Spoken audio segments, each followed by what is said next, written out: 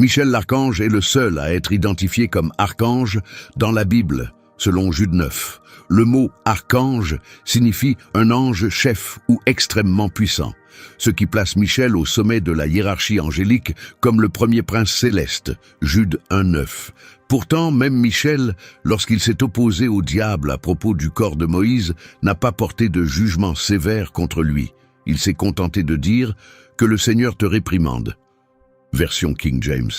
Il est important de noter que Michel est le seul personnage reconnu comme archange dans les Écritures.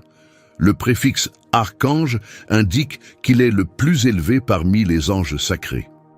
Le nom Michel pose lui-même une question.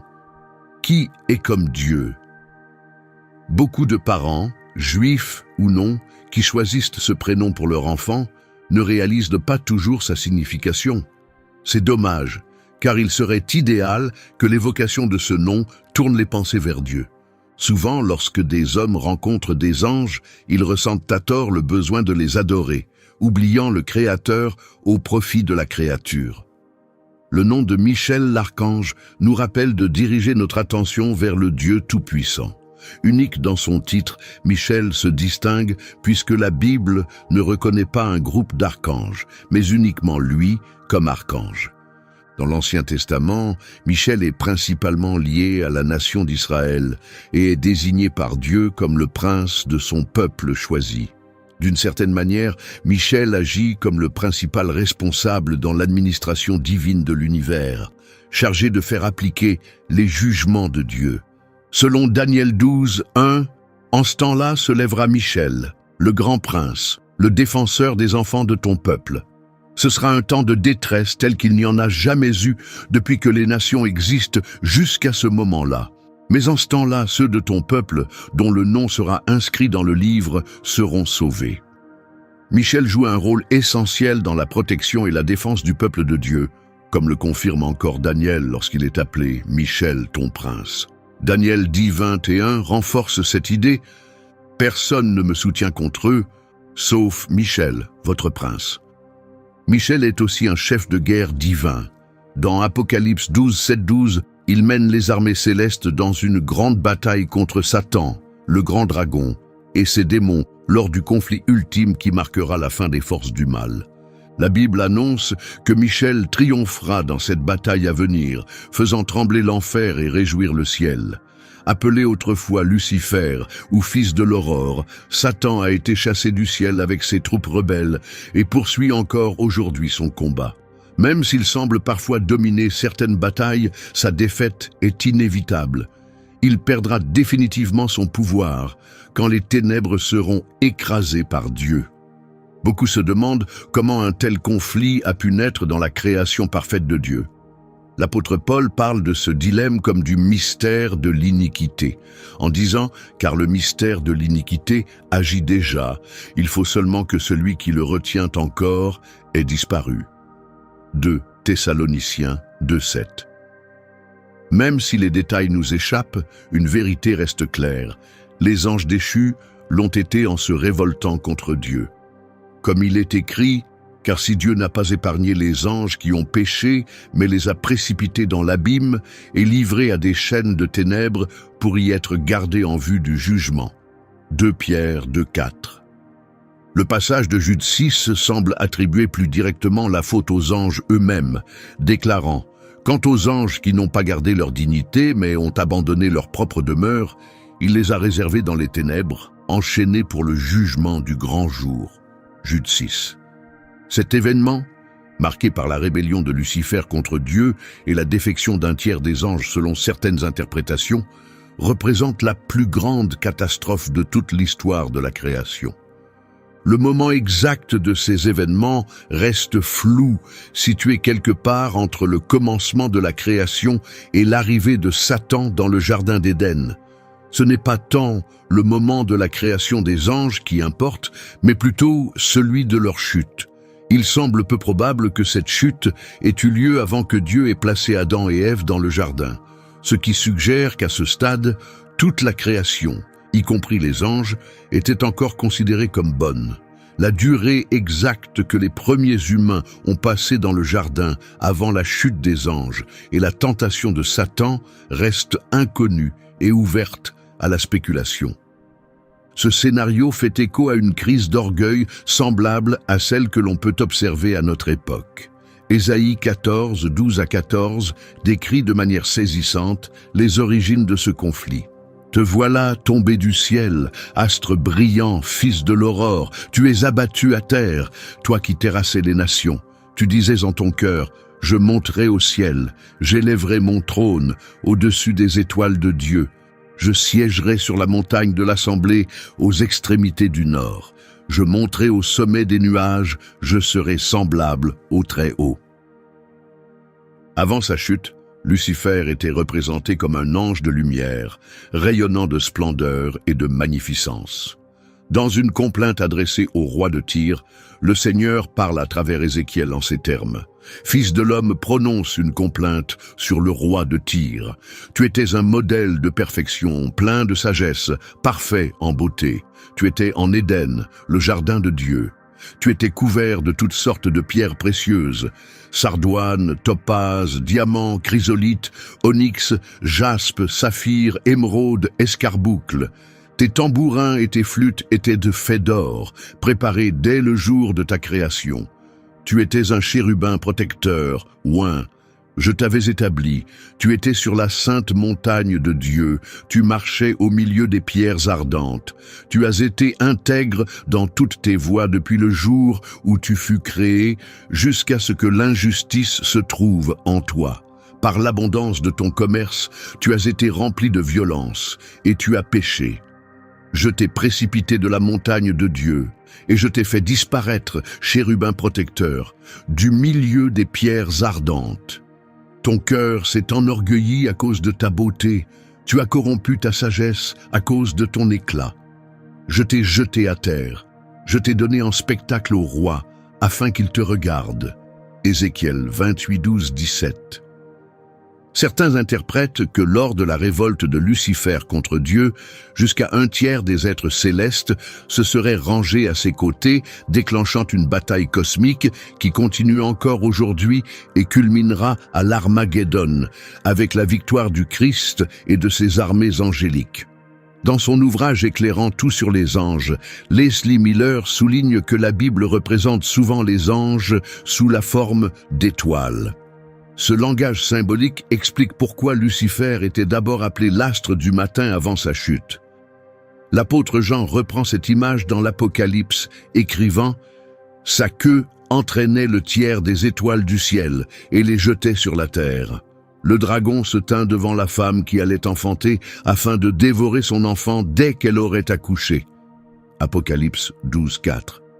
Il est fascinant de penser que notre planète se trouve au centre d'un conflit cosmique, un combat qui influence tout l'univers. Il est incroyable d'imaginer que nous, qui ne sommes ici que pour un court instant, jouons un rôle dans cette lutte éternelle. Difficile à croire, mais des êtres célestes venus d'au-delà de notre monde sont impliqués dans une guerre centrée sur la Terre. Ce conflit monumental a débuté dans le jardin d'Éden, que l'on situe entre les fleuves Tigre et Euphrate, au Moyen-Orient. C'est là que les forces de Dieu intensifient leur action, alors que nous approchons de la fin des temps, affaiblissant peu à peu le pouvoir de Satan. Michel, l'archange sous l'ordre divin, rassemble actuellement ses troupes pour l'affrontement final, appelé Armageddon. La Bible décrit finalement le ciel comme victorieux, Satan y étant essentiellement vaincu. Pourtant, il est clair que Dieu ne l'a pas encore totalement retiré de notre monde. Les Écritures affirment que, lorsque Jésus reviendra, Dieu enverra ses anges pour prononcer le jugement final et faire disparaître Satan à jamais. Lors de ce retour glorieux, Michel, l'archange, annoncera la venue du Seigneur par un cri de victoire, proclamant la bonne nouvelle du retour de Jésus-Christ. Il apporte aussi l'espoir aux morts en Christ en annonçant leur résurrection imminente. Car le Seigneur lui-même descendra du ciel avec un cri de commandement, avec la voix de l'archange et le son de la trompette de Dieu, et les morts en Christ ressusciteront les premiers. 1 Thessaloniciens 4. Daniel et l'ange. Le prophète Daniel est le premier à nous présenter Michel. Daniel cherchait des réponses par la prière quand Dieu lui envoya un messager. Cependant, ce dernier rencontra des obstacles en chemin. Daniel explique « Mais Michel, l'un des premiers princes, vint à mon aide. » Ainsi, Michel jouait un rôle clé pour permettre la transmission sans entrave du message divin. Il est naturel de considérer Michel comme un général, car chacune de ses apparitions est liée à des combats spirituels. Michel est notamment chargé d'une mission particulière envers Israël. Dans Daniel 10, 21 et 12, 1, il est reconnu comme le prince de cette nation. Daniel 10, 21. Mais je vais te révéler ce qui est inscrit dans le livre de la vérité. Personne ne me soutient contre eux, sauf Michel, votre prince. En ce temps-là, se lèvera Michel, le grand prince, le défenseur des enfants de ton peuple. Ce sera un temps de détresse tel qu'il n'y en a jamais eu depuis que les nations existent. Mais en ce temps-là, ton peuple sera sauvé, tous ceux dont le nom sera trouvé inscrit dans le livre. Daniel 12:1. Beaucoup ignorent l'importance du rôle que jouent les anges dans les affaires humaines. Cette lutte éternelle entre les êtres célestes fidèles à Dieu et les anges déchus alliés à Satan est décrite avec force dans le livre de Daniel. Il y dévoile un conflit intense entre les messagers divins et les esprits des ténèbres. Durant une période de deuil profond qui dura 3 semaines, Daniel reçut la visite d'un ange. Daniel 10:3. Je ne mangeai aucun mets délicat, ni viande, ni vin n'entrèrent dans ma bouche, et je ne me parfumai pas jusqu'à ce que les 3 semaines soient accomplies. Daniel avait renoncé au pain, à la viande et au vin, et s'était abstenu d'huile, tandis qu'il se tenait près du fleuve Tigre. Soudain, une figure vêtue de lin apparut devant lui, son visage brillant comme l'éclair et ses yeux comme des flammes. Sa voix retentissait comme une foule en tumulte. Daniel fut le seul à voir la vision. Les hommes qui l'accompagnaient ressentirent quelque chose d'effrayant et s'enfuirent pour se cacher. Submergé par cette apparition, Daniel perdit toute force et se retrouva seul face à cet être céleste. La présence de l'ange le bouleversa profondément. Bien qu'il se soit effondré dans un profond sommeil, il fut réveillé par la main et la voix de l'ange Gabriel. Gabriel lui expliqua qu'il avait été envoyé dès le début de sa prière, mais qu'il avait été retenu par un prince démoniaque lors d'un combat acharné. C'est alors que Michel intervint, aidant Gabriel et lui, permettant de parvenir jusqu'à Daniel sans entrave. L'ange avait un message important à transmettre. Il était chargé de révéler à Daniel les événements que Dieu avait prévus pour le monde, en particulier pour Israël à la fin des temps. Submergé par l'ampleur du message, Daniel devint faible et perdit la parole. L'ange toucha alors ses lèvres, ce qui lui rendit la force et la capacité de parler. Après avoir accompli sa mission, l'ange informa Daniel qu'il retournerait au combat en cours contre le prince démoniaque, poursuivant la lutte entre les forces de la lumière et celles des ténèbres.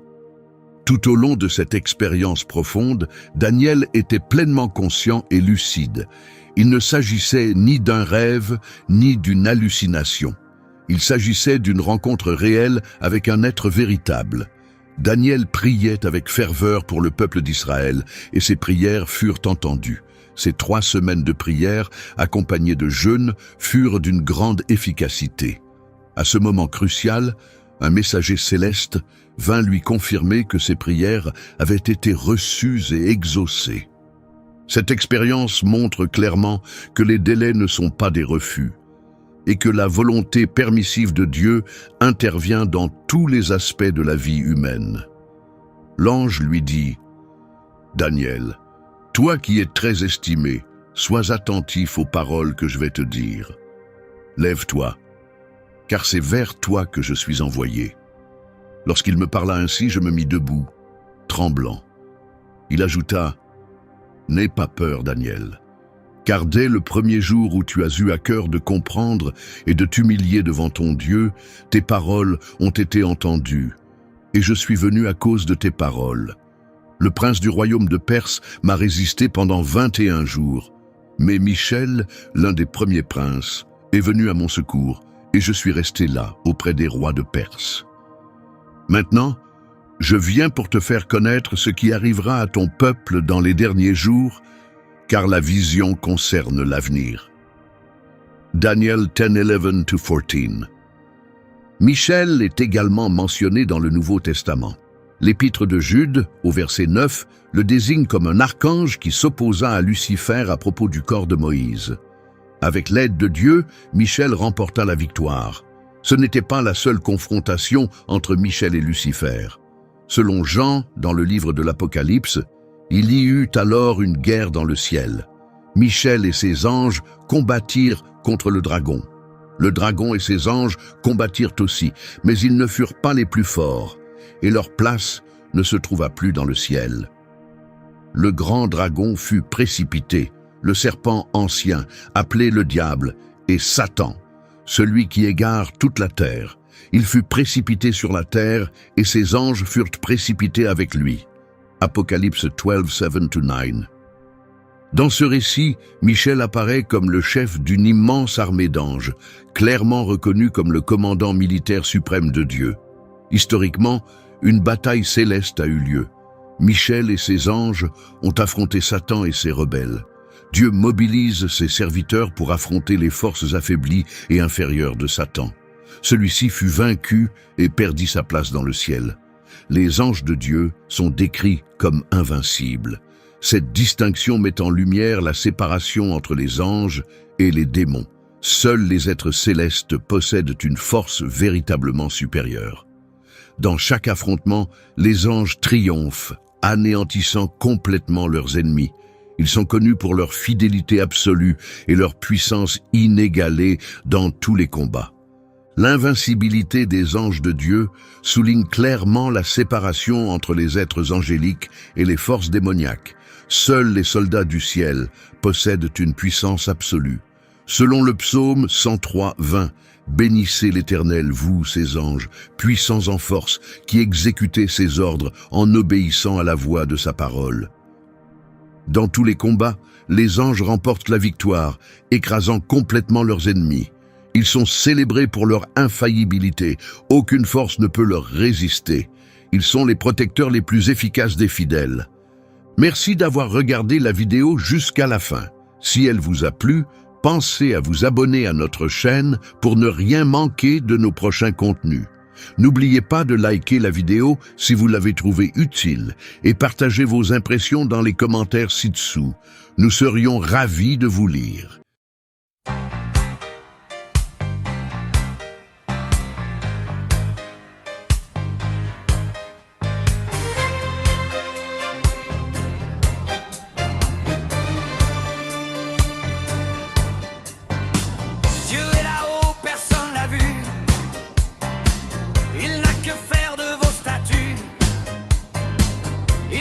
Toutes les religions, leurs adeptes sont des cons.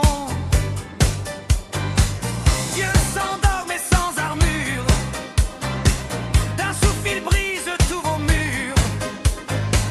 Vos cœurs d'esclaves sont impurs.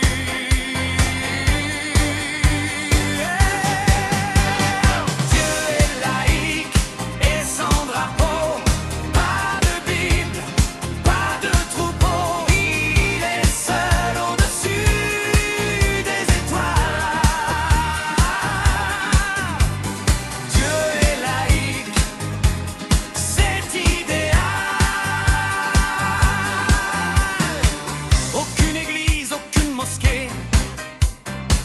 Je méprise tous ces tarés. Je préfère garder le silence, libre des chaînes de l'arrogance. Je tourne le dos à vos idoles, vos culs pourris, vos idées folles. Loin de vos synagogues qui puent, loin de vous, loin des barbus. Pas besoin de genoux au sol.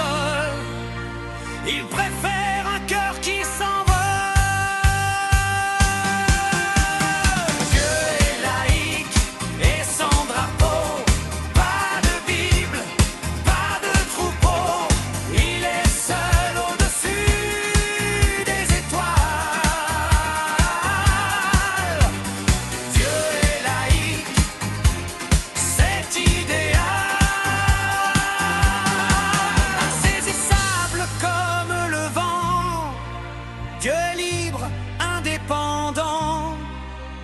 religieux tomberont dans l'oubli, pour toujours plonger dans la nuit. Dieu n'attend rien de vous, bande de minables, sales hypocrites à genoux, vos péchés sont innombrables. Aucune leçon, aucun pardon, vous n'avez rien appris d'âge en âge, ni force d'âme, ni courage. Vous les humains de mauvaise foi, bande de pervers, ni juste ni droit, votre châtiment se rapproche.